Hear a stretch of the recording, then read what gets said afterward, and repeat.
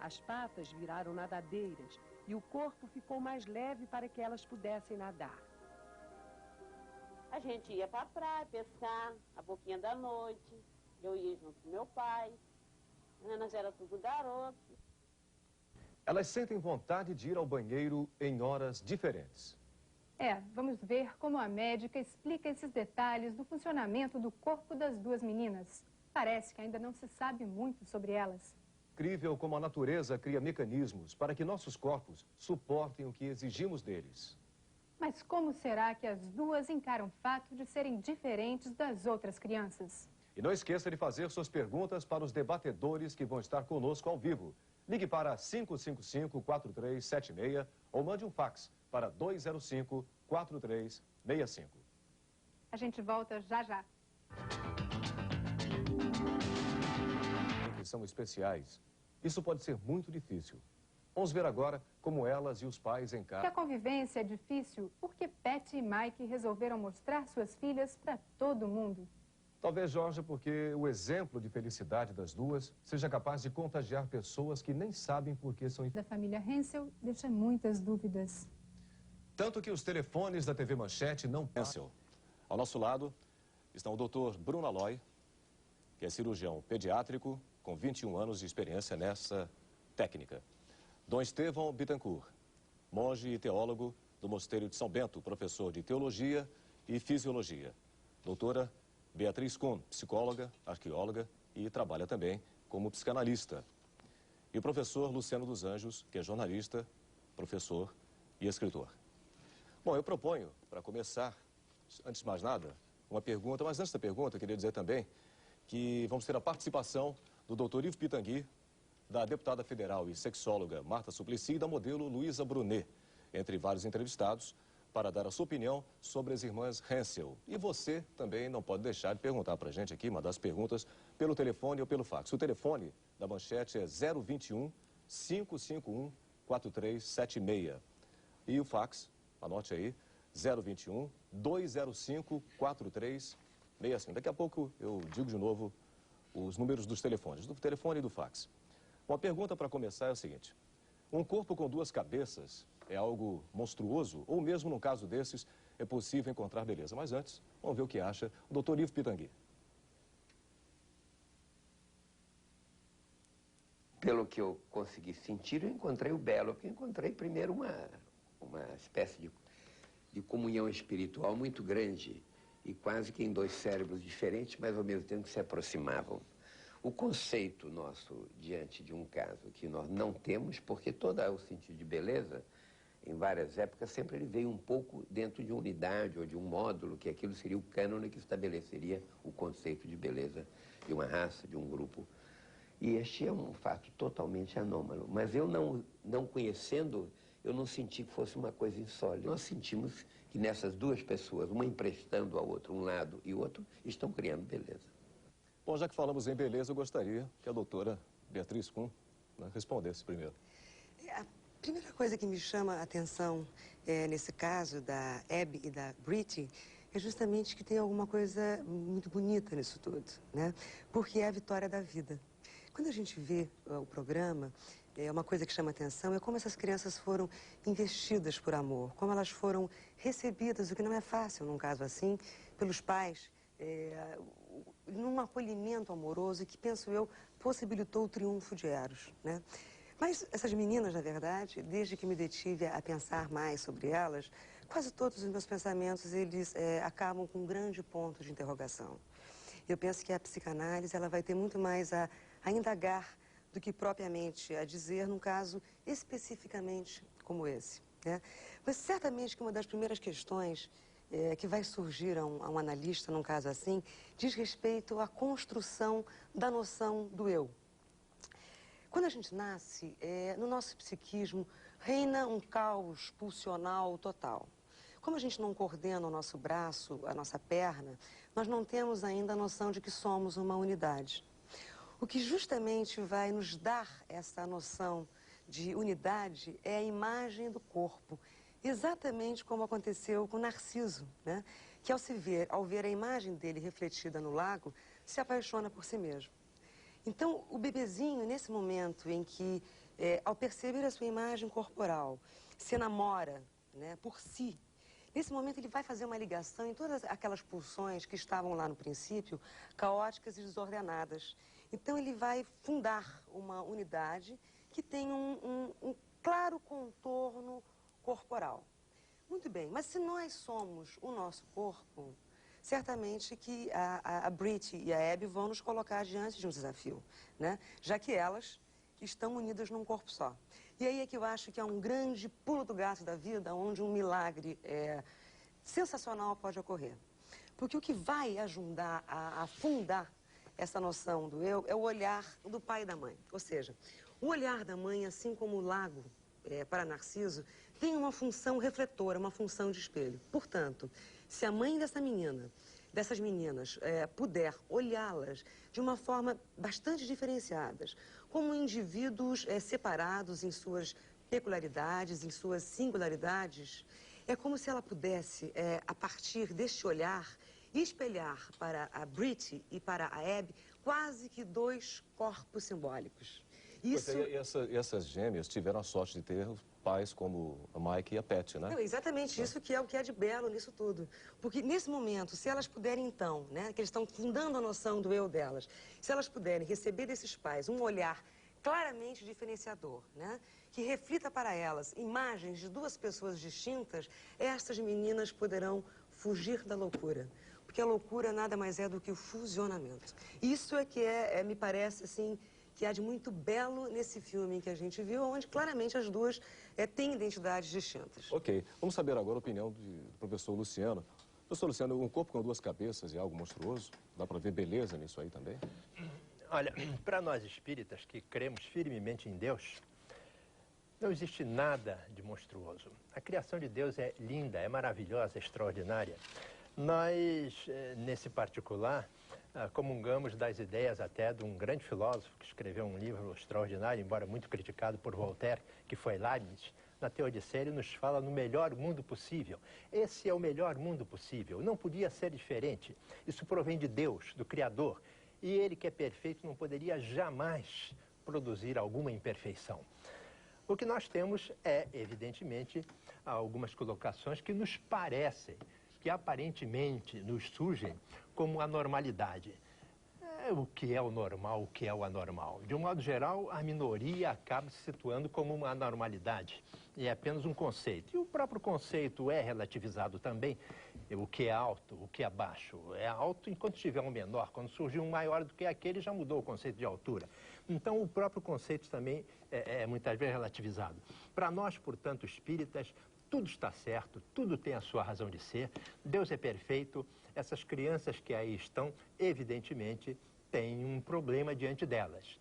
A nós espíritas, aí sim, cabe, juntando o nosso conhecimento, o nosso estudo, a nossa crença, aos estudos da própria medicina, que respeitamos profundamente, cabe a nós, então, buscar a razão dessa circunstância, dessas duas crianças. Por que que isso aconteceu? Aí sim, o Espiritismo talvez tenha a melhor resposta. Dom Estevão, o senhor concorda com isso? Não plenamente. Nós cremos que Deus é perfeito, sem dúvida, mas nenhuma criatura é perfeita. Toda criatura é limitada. Até a própria natureza irracional, ao produzir seus fetos, pode ser, diria, imperfeita ou falha. É o caso que se deu na situação das duas siamesas.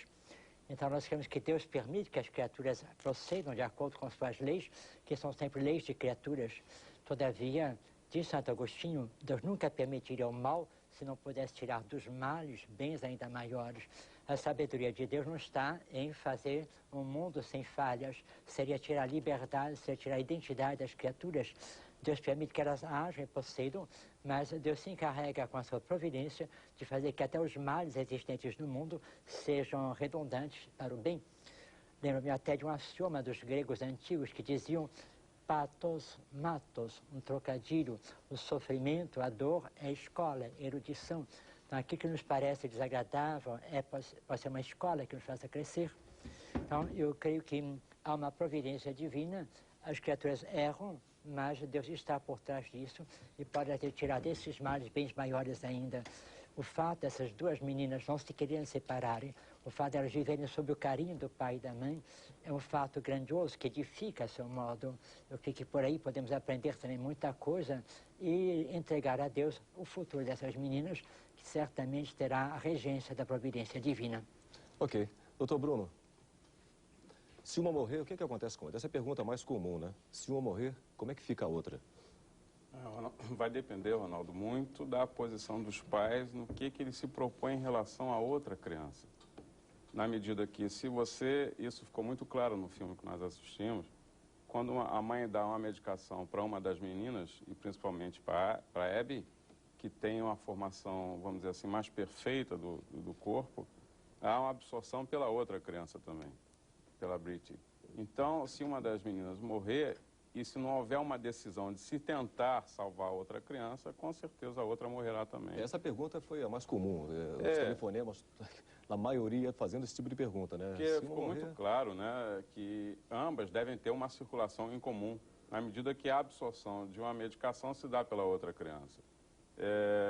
Nós tivemos um caso parecido, não de toracopas bicéfalas, como é o caso dessas crianças, de crianças unidas pelo tórax, da cavidade torácica até o abdômen, nascida num hospital público aqui no Rio de Janeiro, em que um dos fetos chegou já falecido ao nosso hospital, e nós, na tentativa de salvarmos a outra criança, já com as toxinas desse feto morto há mais de 12 horas, esse outro neném durou apenas 12, 16 horas, não sei precisar agora no momento o tempo, em função dessas toxinas e das malformações em comum que ambos apresentavam. Agora, o que eu acho é o seguinte, que é muito difícil, né, o nascimento de crianças com uma anomalia dessas hoje, né, porque os exames sofisticados são capazes de detectar com firmeza os mais complicados tipos de deformidade. Bom, fica difícil entender, é como nos Estados Unidos, com hospitais super bem aparelhados, super bem equipados, primeiro mundo, né?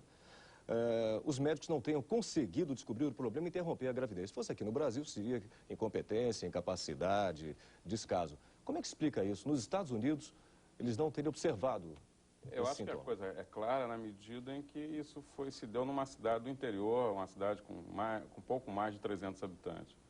Em que a própria médica que acompanhou o nascimento dessas crianças disse que após o nascimento, elas foram enviadas a um hospital de maior porte para que fossem estudadas. Agora, se as pessoas perceberam o filme, o pai em algum momento cita que ele escutou o batimento de duas crianças e em nenhum momento o ultrassom realizado naquela mãe, na mãe das siamesas, detectou a presença de gemelares de crianças, de dois embriões ou dois fetos. É importante dizer, Ronaldo, que isso deve estar causando uma preocupação muito grande às gestantes hoje em dia, se não tem como se detectar esse tipo de malformação. Existe sim. Na fase inicial, até a 7ª semana de gestação, a gente considera ainda um embrião, o fetozinho que está dentro da barriga. É um embriãozinho de em torno de 2,5 centímetros. Você não passa disso. Então, nesse momento, ainda você não tem como detectar essas malformações ósseas, malformações como as apresentadas por essas crianças, a Abby e a Britty. Mas a partir da 12ª semana de gravidez, você tem como, por ultrassom, que é um exame não invasivo, um exame que hoje em dia toda a assistência pré-natal é direcionada através do ultrassom, você tem como detectar já a presença de dois crânios, de número de membros superiores e membros inferiores, enfim, você detecta esse tipo de malformação. Ok, doutor Bruno. Vamos então à pergunta da modelo Luísa Brunet. Eu gostaria de perguntar para a Igreja Católica, vamos dizer assim, como é que a Igreja explica esse fenômeno, né? E também para o Espiritismo, como é que se explica um fenômeno desse? Dona Estevela perguntou como é que a Igreja explica esse fenômeno. A Igreja explica pela filosofia, não há uma teoria de fé a respeito disso.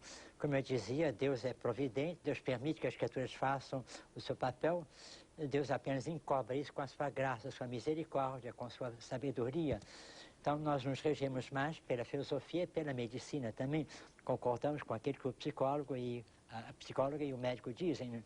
Não temos assim nenhuma doutrina especial, apenas interessa saber, né, que é uma coisa monstruosa em relação ao normal, não há dúvida, mas são monstros que a gente não deveria aborrecer, não, abominar, ao contrário, deveríamos tratá-los com mais cuidado ainda, com mais carinho, que são os mais pobres, que mais precisam do amor dos seus irmãos.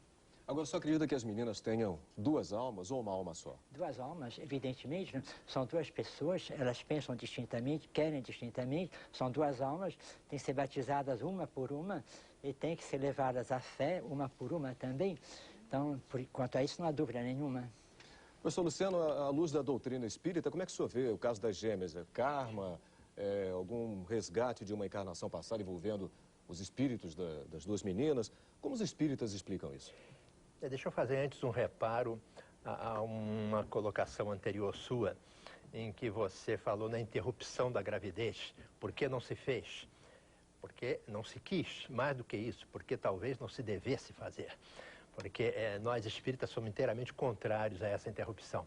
Quanto ao problema aqui do meu estimado amigo Dom Estevão, é claro que quando eu cogitei da perfeição da criação de Deus, eu falei que Deus não erra, mas não estou cogitando do problema do mal, que provém, evidentemente, do livre-arbítrio das criaturas, embora esse mal será aproveitado para que ele conduza ao bem em última análise. O que é absolutamente perfeito é a criação de Deus e não há nada errado nela. Mas a prática do mal depende do livre-arbítrio das criaturas, evidentemente é um problema nosso e não de Deus. Quanto à explicação espírita, é claro que há dois espíritos ali, a questão número 212, se não me falha a memória, depois vocês consultem, pode ser, mas eu acho que é 212 de O Livro dos Espíritos, que é a base da nossa crença, fala exatamente de dois espíritos que ali estão encarnados num único corpo. Então são dois centros de consciência, evidentemente dois espíritos, que ali estão exatamente ou porque se amaram demais, ou porque se odiaram demais.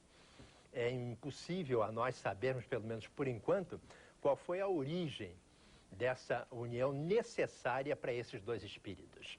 Ou se amaram demais e, portanto, eles criaram uma circunstância toda especial para que viessem ainda mais unidos, embora isso signifique um sofrimento, porque o amor deles não elimina o sofrimento, ou eles se odiaram demais e por isso precisam estar juntos para que se entendam, se harmonizem, porque é o que Deus espera de nós. Por qualquer caminho, Ele espera que as criaturas se harmonizem e vai usar todos os mecanismos para isso. Agora, é o que eu disse, é preciso questionar por que isso aconteceu.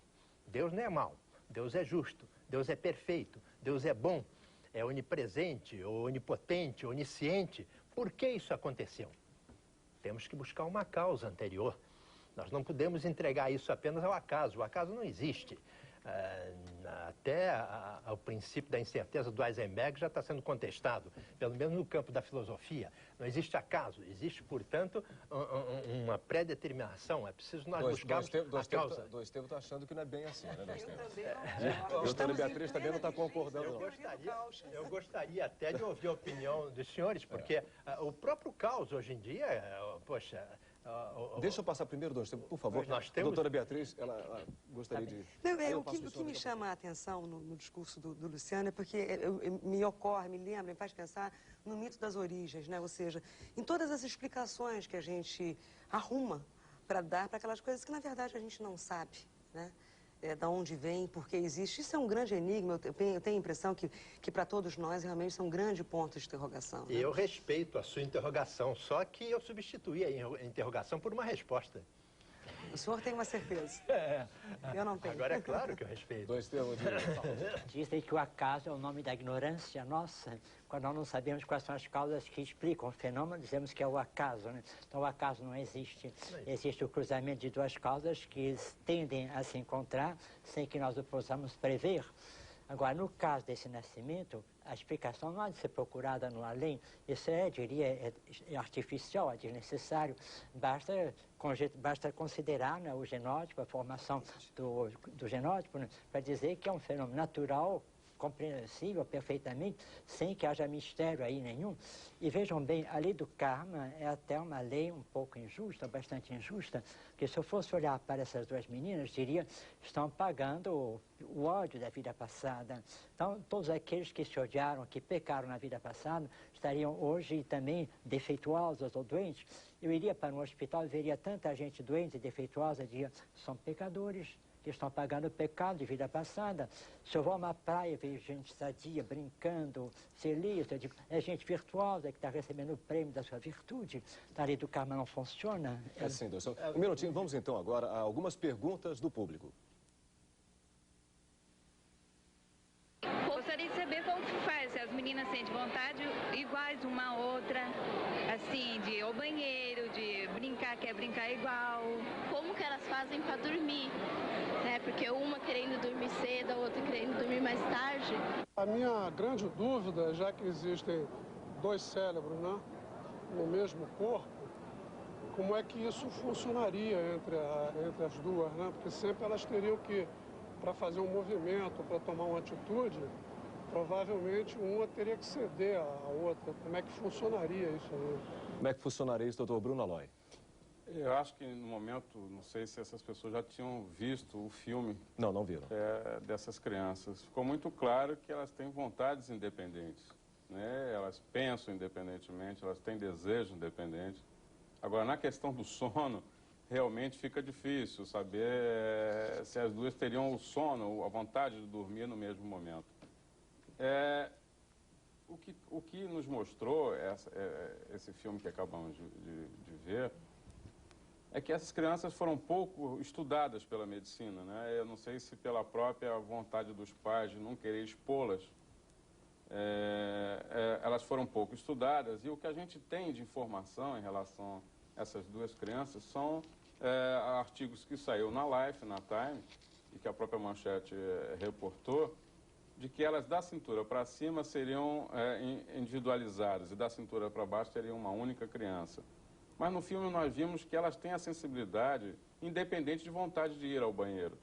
Isso mostrou quando ambas disseram, não, eu tenho um momento de ir ao banheiro e a outra também.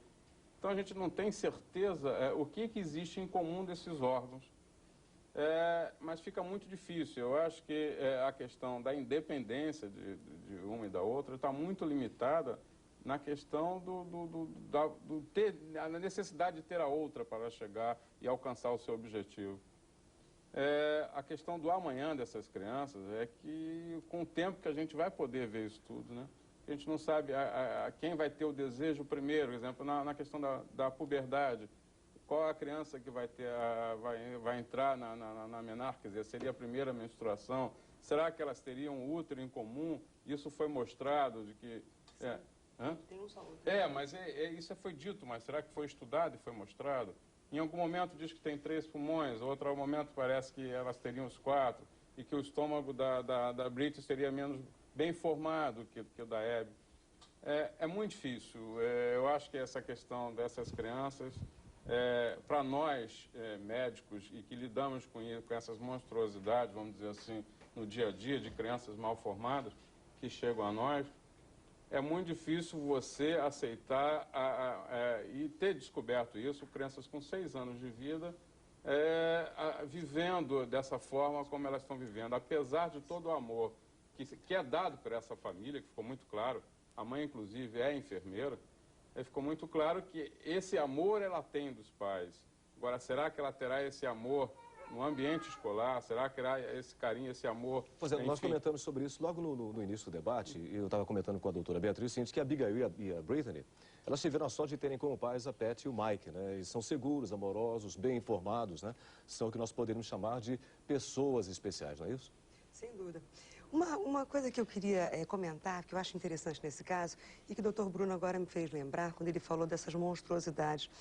Uma questão que me chama a atenção é como esse caso mobiliza as pessoas, né? Eu vejo no consultório, os pacientes comentam, a minha enteada, a Manuela, uma linda garotinha de 10 anos, depois de ver as fotos na Manchete, sonhou com as gêmeas. E aí me ocorreu um artigo que Freud escreveu em 1919, muito interessante, chamado O Sinistro, em que ele conta que o estranho é justamente aquela categoria, né, do assustador que nos é, digamos assim, familiar, nos é muito conhecida, é uma coisa que conhecemos secretamente, né? Aí pensei o seguinte, o que essa imagem, aí o Dom Estevão certamente que tem algum comentário a fazer, o que essa imagem de duas pessoas unidas simbioticamente pode ser, de repente, seria então, dentro desse ponto de vista de Freud, é tão familiar a todos nós. E aí eu pensei que o analista, na verdade, ele está sempre diante de uma situação como essas. Não no que diz respeito ao corpo, mas no que diz respeito à alma, né? Porque as pessoas, elas estão ou unidas no sentido da sua alma, né, ao corpo da mãe, não conseguiram fazer aquela separação, não conseguiram ter aquela noção do eu, né? Estão presas naquelas pulsões caóticas, sem saberem quem são. O exemplo disso é o caso dos esquizofrênicos, que podem amputar um pedaço de perna, de braço, porque para eles não se reconhecem naquele braço, naquela perna. Aquilo para eles não é eles. Ou então, nós, os neuróticos, né? Que, embora tenhamos conseguido fazer, digamos assim, essa operação narcísica, né, de nos apaixonarmos por nossa imagem e sabermos que somos uma unidade, mas que passamos a vida toda sonhando poeticamente, nostalgicamente, de nos fusionarmos a alguém. Então, eu tenho a impressão que essa imagem da Abby e da Brit nos impressionam muitíssimo, porque isso, de alguma forma, é o sonho de todos nós.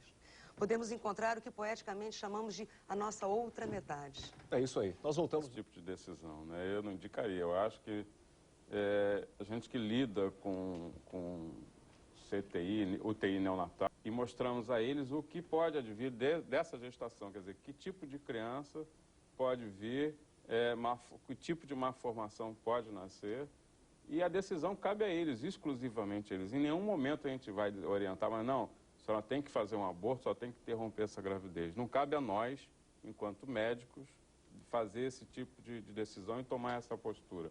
Cabe sim aos pais orientados tomar esse tipo de decisão. Agora, eu acho que você tem que avisar esses pais, orientá-los, porque não pode deixar vir ao mundo crianças com esse tipo de malformação da Brit e da Abby. Porque hoje elas estão virando um caso a nível mundial. Mas amanhã, será que essas crianças não irão sofrer em algum momento da vida? Nós temos, a igreja aceitaria o aborto nesse caso específico?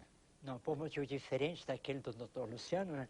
Mas nós não aceitamos porque queremos que todo ser humano tem direito de ser respeitado em sua vida. Nenhum ser humano tem direito de dizer você vai viver, você vai morrer, porque eu acho que você vai ser infeliz. Nós não podemos decidir sobre a sorte de ninguém.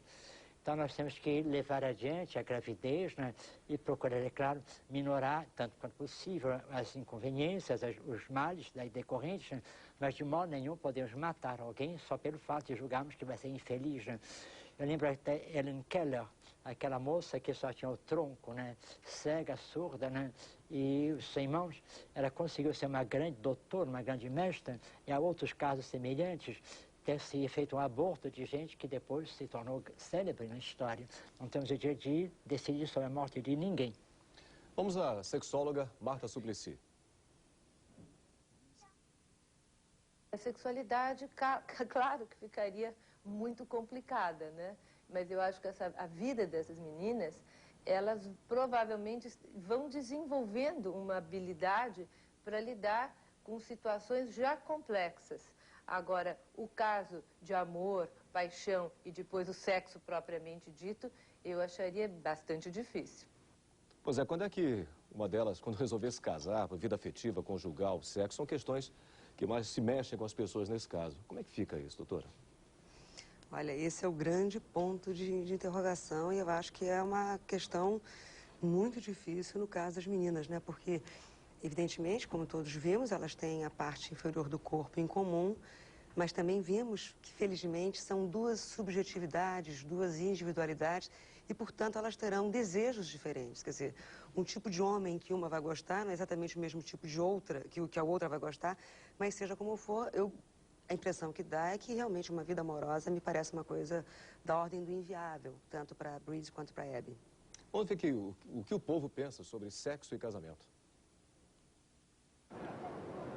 Se quando elas crescerem, né, que tiverem maiores, se uma gostar de um homem, como é que vai fazer para casar? Se um dia houver a casar, como que vai ser isso? Como é que elas vão conseguir dois homens, casar com dois homens ou com um só? Eu gostaria de saber também na vida delas amorosa, né, afetiva, como que será, o que vai acontecer na cabeça das duas, né? Eu gostaria de saber como é que fica o relacionamento sexual dessas pessoas. Isso leva a gente a pensamentos assim, até intrigantes sobre como se pode levar uma vida normal, porque biologicamente elas podem fazer tudo, né?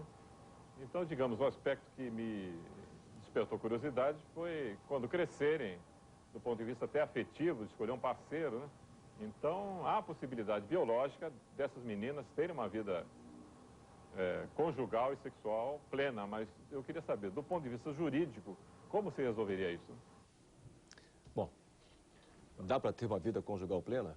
Eu acredito que não, de forma alguma, de forma alguma. É bem diferente daqueles siameses.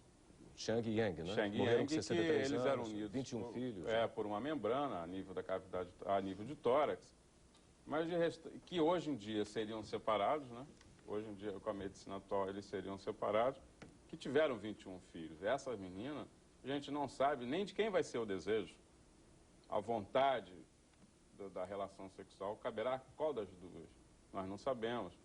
E ainda fica a questão do questionamento. Ele não sabe o tempo de sobrevida dessas crianças também.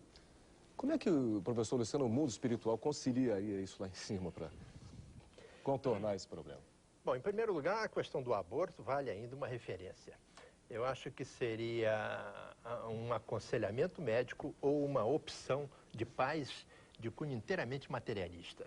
E nós, espíritas e espiritualistas que somos, não admitiríamos isso de maneira nenhuma.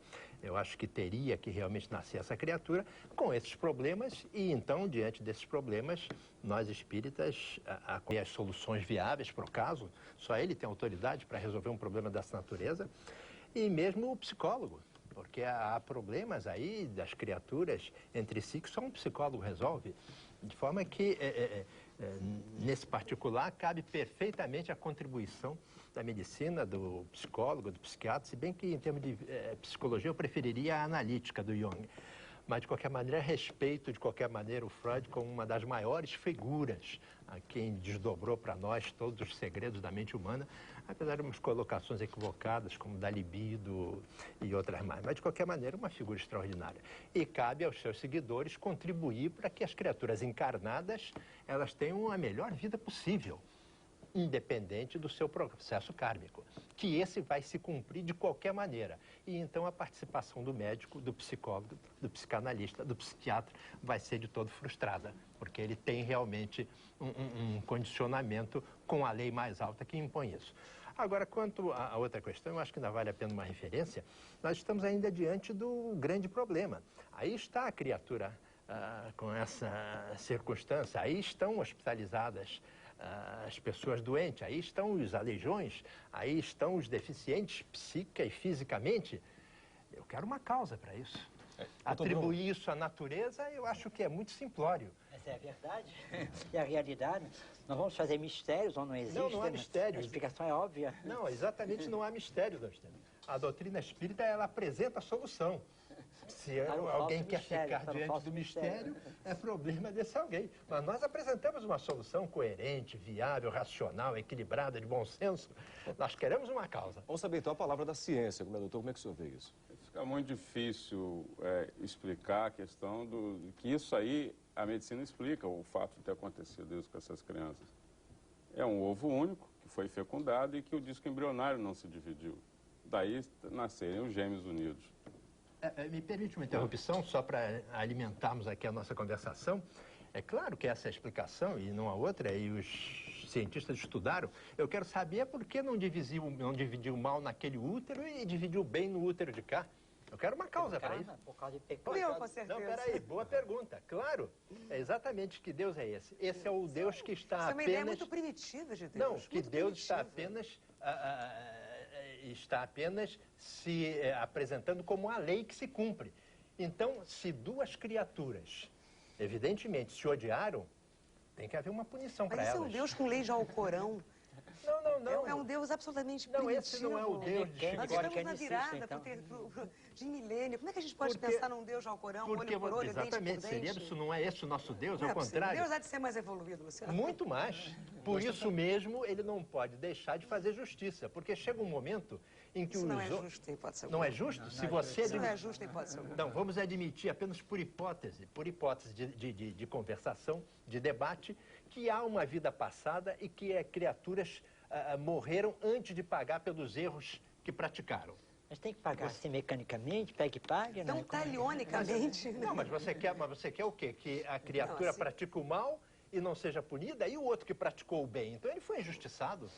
Então, todo homem feliz é um pecador? Todo homem feliz é um santo? Não, ao contrário. Ele é feliz porque ele praticou o bem. Pois é. Agora, aquele que realmente é infeliz e que sofre, eu quero uma causa para isso. Se não me oferecerem na vida atual, eu ofereço a opção de uma vida passada. Mas é tão fácil explicar pela vida atual. Então, bom, daqui a pouquinho aqui a revista Fatos e Fotos, terça-feira, vai estar nas bancas com reportagem completa sobre as gêmeas siamesas. Simples, como lábio leporino, são anomalias integradas já na sociedade americana, fazem parte do contexto, inclusive de emprego, não há discriminação sobre essas pessoas, e aqui no Brasil existe. Eu acredito que esses casos aqui no Brasil, eles seriam discriminados, eu penso assim, teria muita dificuldade em ter uma vida normal, por exemplo, trabalhar num local com duas cabeças, ou participar de uma escola, mesmo andar na rua, seria muito difícil para essas crianças numa sociedade como a nossa. Agora, a pergunta do Emílio Carvalho, de Volta Redonda. Pergunta o seguinte, doutor Bruno, só pode responder. No caso de fecundação, de quem seria o filho, né? Existem DNAs diferentes, pois elas possuem óvulos distintos, porém, um único útero, tem mais. E como seria possível conciliar os dois indivíduos? Uma realizada por ser mãe e outra frustrada? Primeiro, Ronaldo, essas crianças, esse problema não é um defeito genético. Quer dizer, quando há um defeito genético, você tem como diagnosticar isso através da amniocentese, na fase inicial da gestação e, no caso, até o mesmo tipo de aconselhamento você passar para esses pais. Uma ser mãe e a outra não, fica muito difícil na medida que essas crianças não foram estudadas a fundo e a gente não tem como precisar se existe, na realidade, um útero, apenas 2 ovários, ou se são coisas independentes, como a gente vê nos esquemas, que a quem você vai realizar, a Hebe ou a Brit, enfim... a gente tenta pensar, repensar nesses casos que vieram à tona a questão de 15 dias e não consegue fechar um denominador comum sobre essas crianças. É muito difícil, Ronaldo. A gente que presencia e participa dessas malformações congênitas, a gente nunca presenciou um caso que chegasse a 6 anos de idade da forma como estão Brito e Hebe unidas até hoje. Lágrima do amor. Bom, e na próxima terça-feira, depois de amanhã, nós vamos reapresentar o programa sobre as gêmeas siamesas, Abigail e Brittany, no Câmara Manchete. O Câmara Manchete começa às 22h45, ok? Bom, o Alberto Márcio, que é advogado de Campo Grande, ele pergunta o seguinte, qual o propósito de Deus unir essas duas no mesmo corpo? Dom Estevão. Deus não tem o propósito, Deus permite que a criatura proceda como ela deve proceder, segundo as suas leis. Eu dizia que Deus é o grande providencial, a grande providência divina, que deixa cada criatura atuar, mas não o policial que em cada esquina está para dirigir a criatura. O que Deus faz é produzir a partir do mal que nós produzimos, fazemos o bem maior ainda. Então, qual seria o bem maior? Nós não podemos sempre apalpar, mas eu queria lembrar que há certos casos na vida em que nós nos lamentamos por ter talvez fraturado uma perna, um braço, ficamos um mês ou mais engessados. Depois, quando repensamos isso, anos mais tarde, vemos que paramos na vida, repensamos nosso trabalho, nossa existência e lucramos até com essa parada que, à primeira vista, nos parecia muito inoportuna. Assim, muita coisa na vida nos acontece que no momento nós lamentamos, mas que depois vai ser vista como algo de muito bom. Certamente a providência divina sabe como tirar dos males bens maiores. Deus, portanto, não quer o mal, Deus permite o mal, Deus quer o bem, mas a criatura faz o mal e Deus o permite com essa grande intenção de tirar do mal bens maiores. O Anderson Vasconcelos pergunta, doutor Bruno, ele é de Nova Iguaçu, como é feita a irrigação das células no corpo tendo 2 corações? Mais uma vez, nesse caso, fica muito difícil porque essas crianças não foram estudadas. A gente não tem uma angiografia dessas crianças, um estudo vascular dessas crianças. Mas nesse caso, eles circulam normalmente, né? Em casos de crianças siamesas, vamos dizer, que apresentam um fígado incomum, seriam as onfalópagas ou as unidas do apêndice tifoide ao umbigo, essa circulação se dá nos 2 corpos, porque elas têm comunicação, elas têm bypass de vascularização entre um lado e outro. Então, quando até isso a gente observa e observamos quando a gente deu anestesia em casos operados já por nós, em que quando você começa a fazer a indução anestésica numa criança com agente venoso, a outra começa a apresentar algum grau de sonolência. Mas ali um quadro sendo mostrado agora, você pode... Ali são outras malformações de crianças siamesas, como a tipo A, que seriam as toracópagas, a B, as pigópagas, unidas pela